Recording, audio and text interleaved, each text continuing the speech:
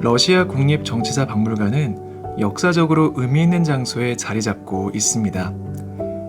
이 박물관은 20세기 초에 건축된 역사적인 마틸다 크셰신스카야 저택과 바실리 브란트 저택 안에 있습니다. 박물관은 18세기 말부터 21세기 초까지 발생한 러시아 사회, 정치의 주요 이슈들을 담고 있는데요.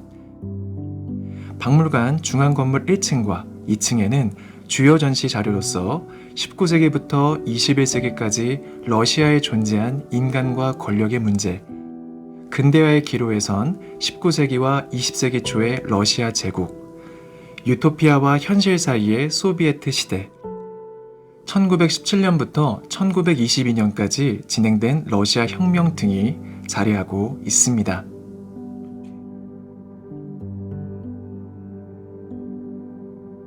그러면 테마별로 박물관 관람을 시작해 보실까요? 전시실 중앙에 설치된 진열장이 참 인상적인데요. 페테르부르크에서 흔히 볼 수 있는 창문 장식을 본떠 만든 것입니다. 아마도 이 창을 통해 격동의 러시아 정치사를 들여다보겠다는 컨셉이겠죠. 이곳은 러시아 황제 알렉산드르 2세가 시행한 대기업과 황제 암살이란 주제를 담고 있습니다. 1881년 3월 1일 알렉산드르 2세는 인민의 의지 당원들에 의해 암살당하게 됩니다. 당시 여러 혁명 조직이 있었고 황제의 반쪽짜리 개혁에 대항하여 국가 권력에 테러를 가하기로 기조를 바꾸게 됩니다. 여러 차례 암살 시도가 있었고 결국 1881년 인민의 의지당이 황제를 죽음으로 내몰았습니다. 아버지가 살해당한 뒤 바로 왕위를 이은 알렉산드르 3세는 주동자들을 색출해 사형을 언도하고 잠시 동안 러시아에 머문 개혁의 물결은 전제 정치의 복귀와 함께 사라지게 됩니다.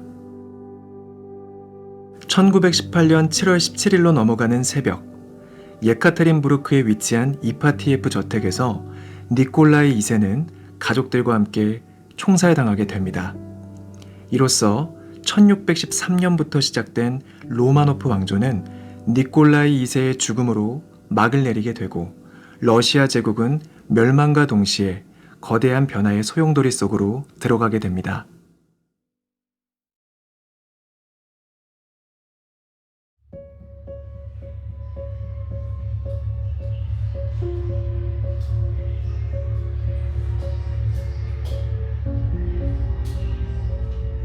니콜라이 2세의 퇴위와 함께 새 기대감 속에 케렌스키의 임시정부가 들어서지만 근본적인 사회 문제점들은 개선되지 못했고 전쟁을 지속하기로 결정하자 민중들은 큰 실망을 하게 됩니다. 이러한 혼란의 틈타 러시아군 최고사령관 코르닐로프가 쿠데타를 일으키고 임시정부는 레닌의 세력인 볼셰비키의 도움을 요청, 이 쿠데타를 진압하는 데 성공하지만 1917년 10월 25일 레닌의 지시로 임시정부를 타도하기 위한 붉은 10월 혁명이 발발하게 됩니다.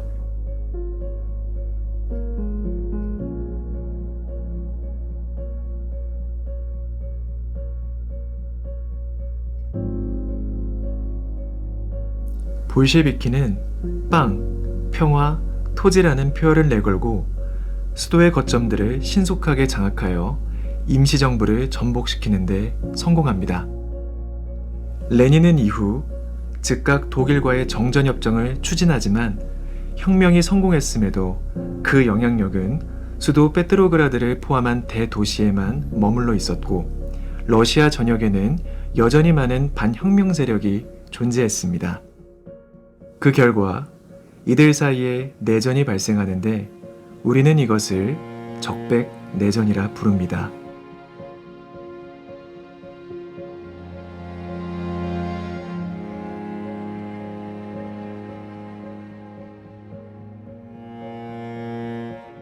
박물관을 통틀어 가장 큰 전시실은 러시아 역사 중 소비에트 시대를 조명하는 전시실입니다. 높은 단의 위쪽에서부터 내전 이후 국가의 중요한 발전 단계들과 사건들을 보여주는 파노라마 전시가 이어집니다.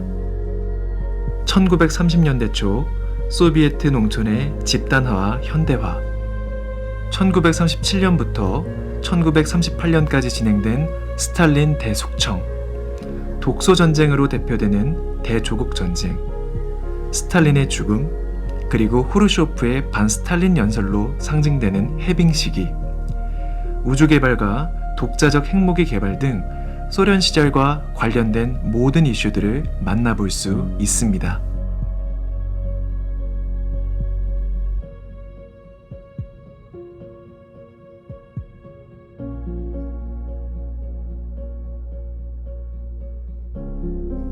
(1939년 8월 23일) 나치 독일과 소련이 상호 불가침을 목적으로 조약에 서명합니다. 이 조약을 독소 불가침 조약 또는 서명한 인물들의 이름을 따서 몰로토프-리벤트로프 조약이라 합니다. 그러나 2년 뒤 1941년 6월 22일 나치 독일이 선전포고 없이 소련을 침공하면서 이 조약은 파기됩니다.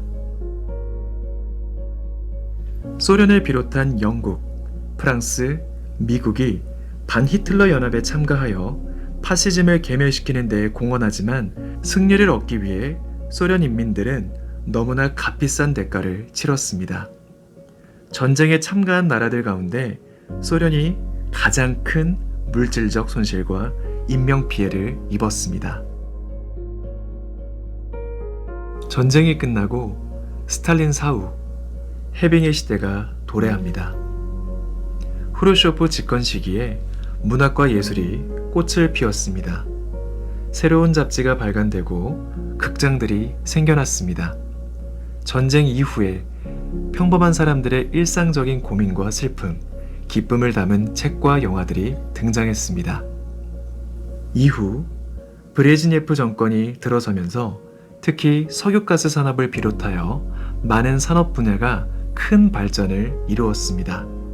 이곳에는 소련 사회를 대표하는 이들의 정신적, 물질적 생활 양식을 또한 소개하고 있습니다.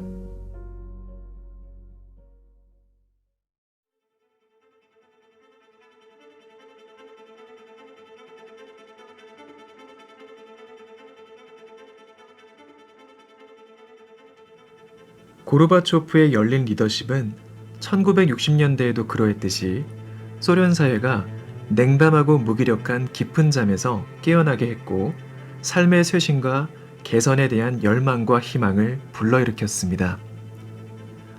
엄격한 검열에서 벗어난 대중정보 매체, 그 무엇보다도 인쇄물들에서 과거에는 금지된 주제들을 다루는 자료를 적극 발표하기 시작했습니다.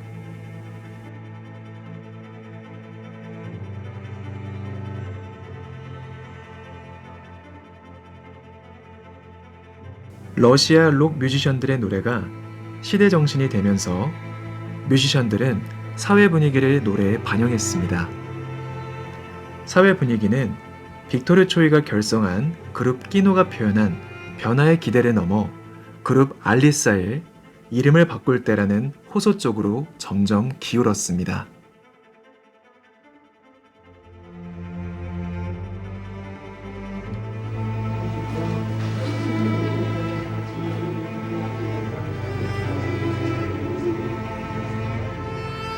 (1988년) 제19차 전 연방 공산당 회의에서 국가 통치 체제를 크게 바꾸기로 결정하였습니다. 정치, 경제 개혁의 지지 세력인 안드레이 사하로프, 보리스 옐친, 아나톨리 삽착의 인기가 고르바초프의 인기를 앞지르기 시작합니다. 1991년 8월 소련 상부 지도자들이 고르바초프를 건강상의 이유로 소련 대통령직에서 해임시키고 크림반도의 대통령 별장에 연금합니다. 그러나 새로 러시아 소비에트 연방공화국 대통령에 선출된 보리스 옐친이 대통령령을 내려 이들의 행위를 쿠데타로 칭했고 비상사태위원회 위원들이 체포되었습니다. 그리고 사실상의 권력이 러시아와 다른 공화국들의 지도부로 이양되기에 이르렀고 그의 말 소비에트 연방은 완전히 붕괴됩니다. 1996년 대통령 결선 투표를 거친 끝에 러시아 제2대 대통령에 재선된 보리스 옐친은 1999년 12월 31일 조기 사임을 발표했고, 빠르게 인기를 얻고 있던 러시아 총리 블라디미르 푸틴이 대통령 권한대행을 맡게 되었습니다.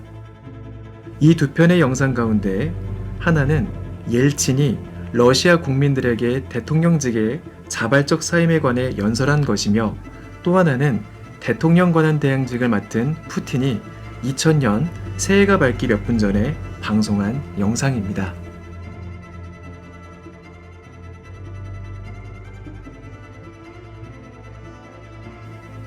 역사적 사건들에서 초점은 무엇보다도 인간이 자유를 얼마나 누리고 국민이 자신의 권리를 얼마만큼 확보하느냐이다. 러시아 전제주의, 공산주의 혁명, 그리고 페레스트로이카를 거친 러시아 정치사의 지향점이 무엇인지 잘 말해주는 문장입니다. 보통 러시아를 생각할 때 전제주의와 독재 정치를 떠올리지만 실상은 자유를 추구해왔다는 것을 상기시켜 줍니다. 이러한 관점을 염두에 두고 러시아 정치사 박물관을 관람하면 좋을 것입니다.